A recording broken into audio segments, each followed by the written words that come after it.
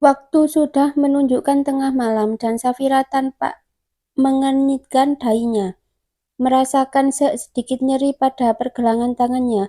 Ia sama sekali tidak mengingat bahwa pagi tadi ia baru saja melakukan hal bodoh dengan menghabisi dirinya sendiri, lantaran tak ingin merasakan kesedihan yang sudah lama ia simpan seorang diri. Desis Safira ingin membuka kedua matanya. Dia sudah sadar, suara seorang perempuan terngiang di telinganya. "Siapa itu?" tanya Safira dalam benaknya. Safira lantas membuka kedua matanya perlahan. Samar-samar, ia melihat seorang wanita mengenakan pakaian pelayan berlari keluar pintu kamar. Safira melihat ke sisi kirinya dan begitu jelas tanpa sebuah tiang untuk menggantung sekantung darah yang mengalir ke tubuhnya. Darah, gumam Safira masih belum mengingat apa yang terjadi padanya tadi pagi. Lantas Safira melirik pada pergelangan tangannya yang diperban. Semua ingatan tadi pagi yang terjadi padanya langsung mencuat di dalam otaknya. Kesalnya, kenapa aku tidak mati? Ucap Safira dalam hatinya merasa kesal. Safira memejamkan kedua matanya sejenak. Lalu matanya kembali terbuka di saat ia mendengar suara pintu kamar yang terbuka. Sosok pria yang merenggut kehormatannya terlihat melangkah menghampiri dirinya yang masih terbaring lemah. "Akhirnya kau sadar," ucap Leo saling bertatapan dengan Safira. Kemudian Leo duduk di samping Safira dan mencengkeram wajahnya dengan kuat. Tuan," suara Safira bahkan masih terdengar begitu lirih. "Kau pikir kau bisa mati secepat itu, ucap Leo mencengkeram kuat wajah Safira sembari melotot kesal padanya. "Tanpa izin dariku, kau tidak akan bisa pergi kemanapun, bahkan ke neraka sekalipun. Jadi, jangan pernah sekalipun kau mengulangi apa yang kau perbuat tadi pagi. Jika kau menginginkan kematian, maka akulah yang akan membunuhmu dengan kedua tanganku, karena kau adalah milikku," ucap Leo lalu melepaskan cengkeramannya dengan kasar. "Aku tidak mengenalmu. Bagaimana bisa kau melakukan ini padaku, Tuan?" "Apa salahku?" tanya Safira dengan linangan air matanya saat menatap Leo. "Kesalahanmu adalah karena kau telah membangkitkan gairahku yang terkubur selama bertahun-tahun," sahut Leo, yang membuat Safira sama sekali tidak mengerti maksud dari ucapannya. "Kau memperkosaku," ucap Safira menuduh Leo. "Aku memperkosamu, Apa kau lupa? Semalam aku sudah mengeluarkan uang yang cukup banyak untuk membiayai operasi serta pengobatan ibumu selama di rumah sakit. Semua uang yang aku keluarkan semalam sepadan dengan apa yang aku ambil darimu," sahut Leo.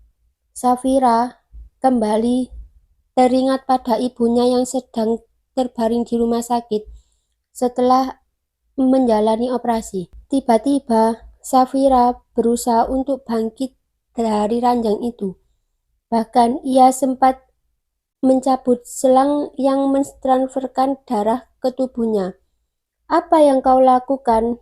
teriak Leo kaget melihat Safira bergegas turun dari atas ranjang. Safira tak menggubris teriakan Leo padanya. Ia terus saja berjalan dengan langkahnya yang gontai.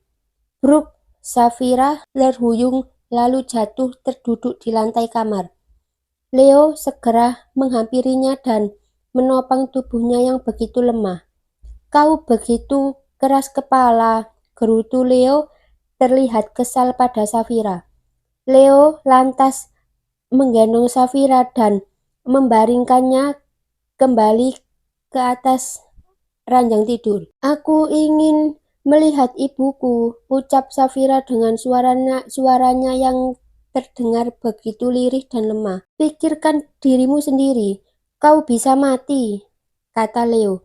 Itu lebih baik daripada aku hidup tanpa kasih sayang, saut Safira. Leo terperanjat sambil menatap mata Safira yang sayu. Ada masalah lain yang membuat gadis ini ingin mengakhiri hidupnya, ucap Leo dalam hatinya. Safira kembali tak sadarkan diri, tak ingin terjadi sesuatu pada gadis belia itu.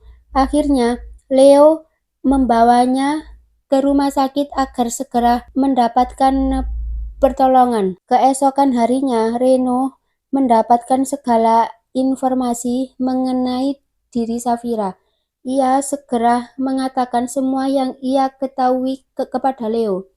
Tuan, semua informasi mengenai gadis itu sudah saya dapatkan, ucap Reno yang menemui Leo di ruangan kantornya. Katakan, seru Leo ingin mendengarnya. Tuan, Nona Safira, salah satu siswi di sekolah biasa. Ia mengambil kerja paruh waktu untuk membantu perekonomian keluarganya, kata Reno. Ada hal lain yang mengejutkan, Tuan, kata Reno lagi. Apa itu? Tanya Leo. Wanita yang Anda biayai di rumah sakit ternyata bukan ibu kandung Nona Safira, kata Reno. Lalu, tanya Leo lagi. Wanita itu adalah adik dari mendiang ibu kandung Nona Safira. Semenjak ibu kandungnya meninggal, Nona Safira dibesarkan oleh wanita itu, jawab Reno.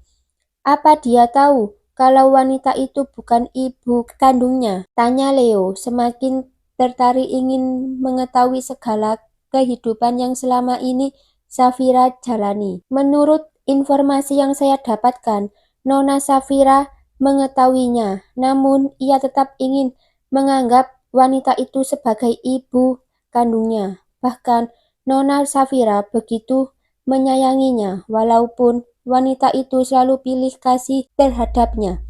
Saut Reno.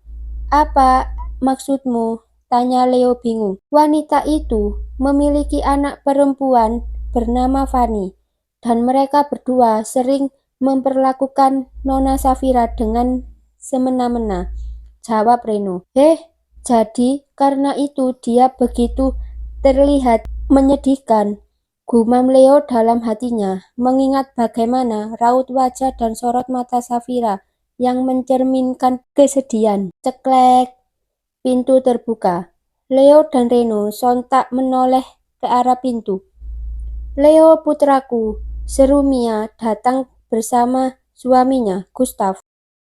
Leo auto tepuk jidat, sementara Reno tanpa tersenyum tipis lantaran mengetahui apa yang akan terjadi pada majikannya tersebut. Selamat datang Tuan, Nyonya, ucap Reno pada Gustav dan Mia. Hai Reno, kapan kau akan menghabiskan waktu bersama wanita? Apa kau ingin terus melajang dan menemani majikanmu? Ucap Gustav yang memiliki selera humor tinggi. Reno hanya tersenyum kaku mendengar setiap kalimat yang dilontarkan majikannya tersebut. Reno, sekali-sekali kau ambil cuti dan bersenang-senang bersama wanita. Siapa tahu kau menemukan wanita yang cocok untukmu dan kau akan menyusul majikanmu menikah, sambung Mia. Itu benar, sayangku, seru Gustav, merangkul mesra istrinya. Leo kembali mencerna perkataan ibunya barusan. Siapa yang akan menikah? Tanya Leo. Kau, seru Gustav dan Mia sembari menunjuknya. Hah? Leo terperangah setelah mendengar bahwa dirinya akan segera menikah. Padahal ia tak tahu siapa calon wanita yang dimaksudkan oleh kedua orang tuanya. Reno menahan tawanya melihat ekspresi Leo. Reno, hentikan. Kau dilarang untuk tertawa selama 1 tahun. Pekik Leo kesal. Maaf Tuan, saya permisi, ucap Reno langsung kabur dari ruangan itu. Mia dan Gustav duduk bersama dengan putra mereka. Raut wajah Leo tampak begitu kesal atas ucapan yang baru saja kedua orang tuanya berikan.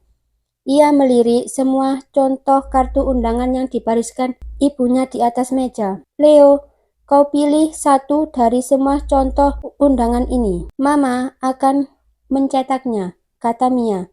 Semua keperluan pernikahan serahkan pada papa dan mama.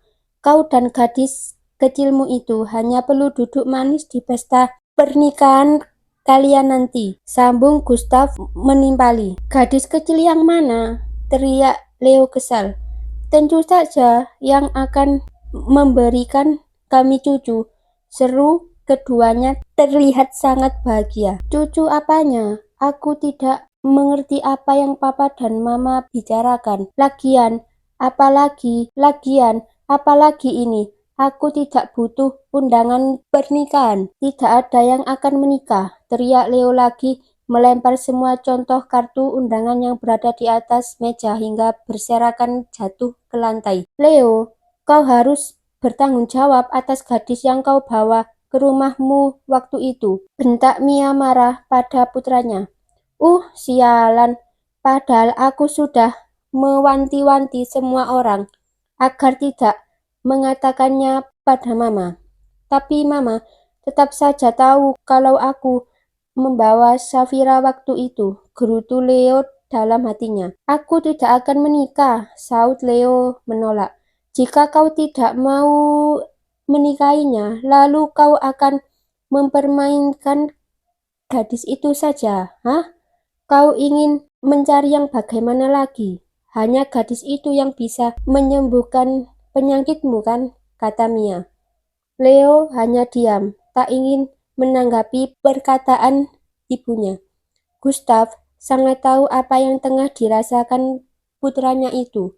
Begini saja, kalau Leo tak ingin bertanggung jawab dengan menikahi gadis itu, lebih baik gadis itu kita bawa saja ke Australia. Jika dia mengandung cucu kita, maka kita akan menganggapnya sebagai putri kandung kita.